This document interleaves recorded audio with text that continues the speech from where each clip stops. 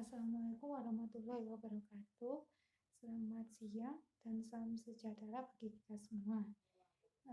Pertama-tama perkenalkan, nama saya Putri Laila Ramadhani, selaku mahasiswa pendidikan biologi dari Universitas Muhammadiyah Malang. Di sini saya akan memberikan sedikit materi tentang keanekaragaman hayati.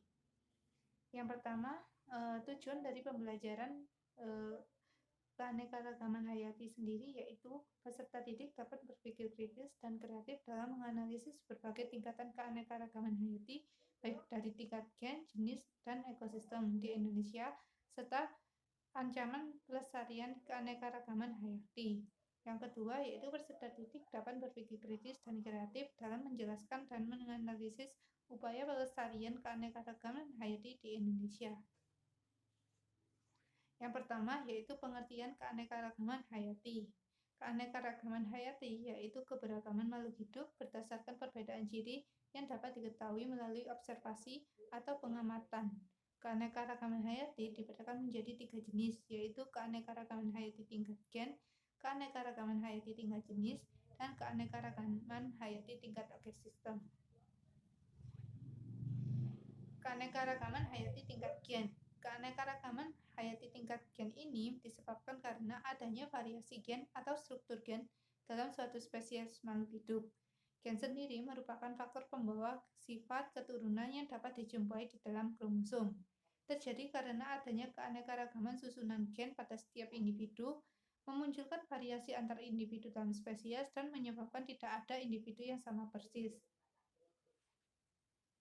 Inilah adalah contoh dari tingkat keanekaragaman hayati tingkat gen. Di sini dapat kita lihat terdapat beberapa anak yang memiliki perbedaan, entah itu dari perbedaan warna kulit, bentuk rambut, dan bentuk mata. Seperti contoh kita dapat lihat di sini terdapat anak yang berkulit putih, sawo matang maupun hitam. Begitu juga bentuk rambut. Bentuk rambut yang dimiliki oleh anak-anak tersebut ada yang berambut lurus, keriting, dan bergelombang.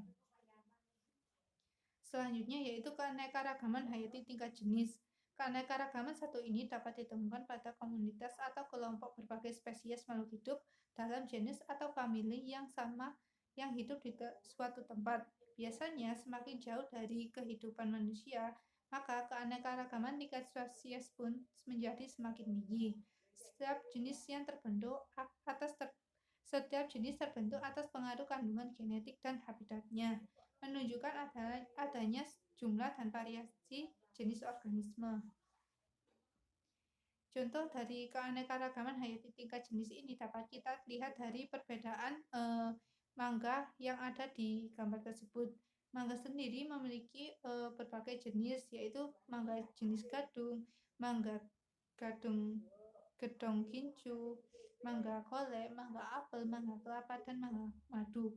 Perbedaan tersebut disebabkan adanya perbedaan faktor genetik dan perbedaan habitat yang ditempati oleh mangga-mangga tersebut. Yang selanjutnya yaitu keanekaragaman hayati tingkat ekosistem. Keanekaragaman hayati ini terjadi akibat perbedaan letak geografis yang menyebabkan perbedaan iklim dan berpengaruh terhadap perbedaan suhu, curah hujan, intensitas cahaya matahari, dan lamanya penyinaran matahari. Dengan semakin banyak perbedaan tersebut, flora dan fauna yang menempati suatu daerah akan bervariasi pula.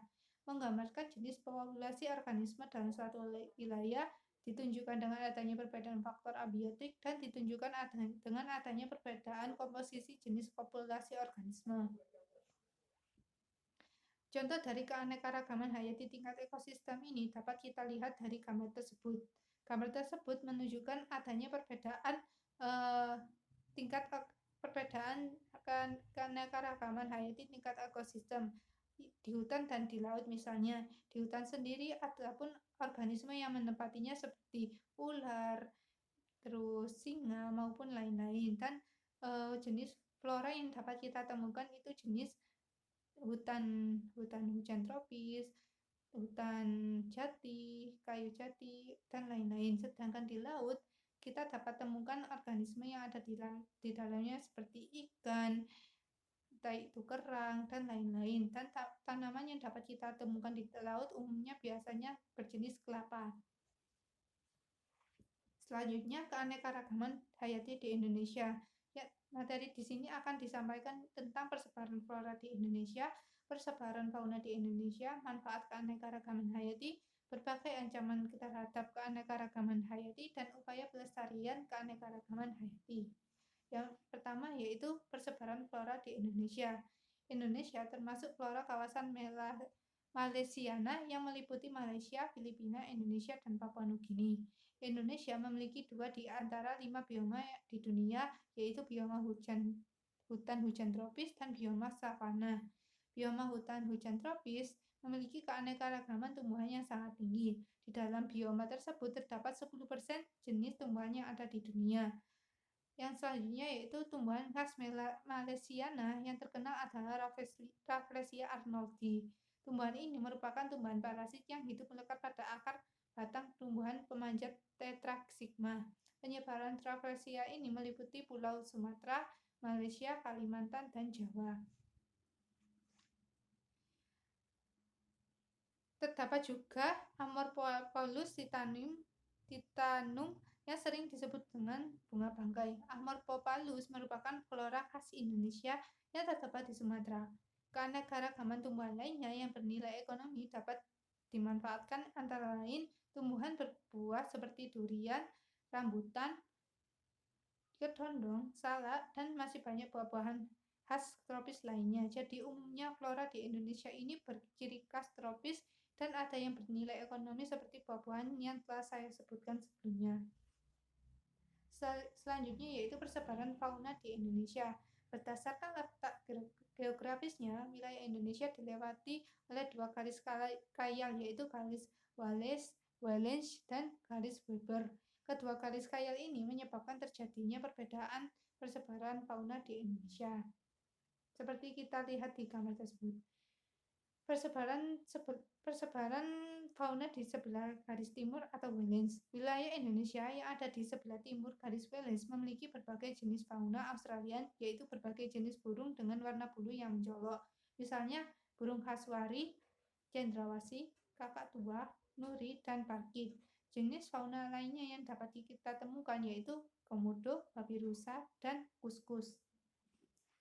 Selanjutnya yaitu wilayah Indonesia yang termasuk di daerah sebelah barat garis Wallace meliputi Pulau Sumatera, Jawa, dan Kalimantan. Di daerah ini ditemukan berbagai jenis fauna oriental.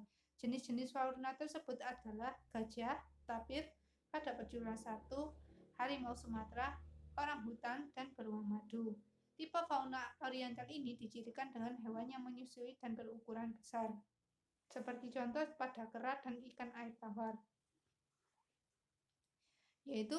Yang ketiga yaitu daerah peralihan. Daerah peralihan ini adalah daerah di antara 2 garis Wallace dan Weber. Disebut juga wilayah Wallacea. Semakin ke timur dari garis Wallace, jumlah fauna oriental semakin berkurang. Sebaliknya, semakin ke barat dari garis Weber, maka fauna Australia semakin berkurang. Sementara itu, hewan-hewan oriental, misalnya burung hantu, bajing, dan babi, melintasi garis Wallace sampai ke daerah Sulawesi. Yang selanjutnya yaitu manfaat keanekaragaman hayati. Yang pertama yaitu sebagai sumber bahan makanan. Sumber bahan makanan sendiri yang dapat kita ambil dari keanekaragaman hayati berasal dari tumbuhan dan hewan. Hewan yang biasanya kita manfaatkan sebagai sumber makanan diantaranya seperti sapi, unta, kuda, ayam, dan lain-lain.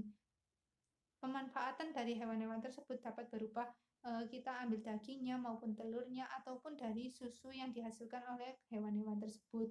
Dari tanaman bisa kita manfaatkan seperti mengambil daunnya untuk dijadikan sayuran, buah-buahan, dan yang digunakan nanti sebagai bahan makanan dan sumber gizi bagi tubuh kita. Yang kedua yaitu bahan sandang. Bahan sandang sendiri saya ambil contoh seperti kita memanfaatkan bulu domba yang nantinya bulu domba tersebut akan diolah menjadi serat kain yang nanti diolah menjadi bahan pakaian. Yang ketiga yaitu bahan bangunan dan alat-alat rumah tangga. Bahan-bahan bangunan dan alat-alat rumah tangga sendiri umumnya kita memanfaatkan dari berbagai jenis tumbuhan yang berkayu seperti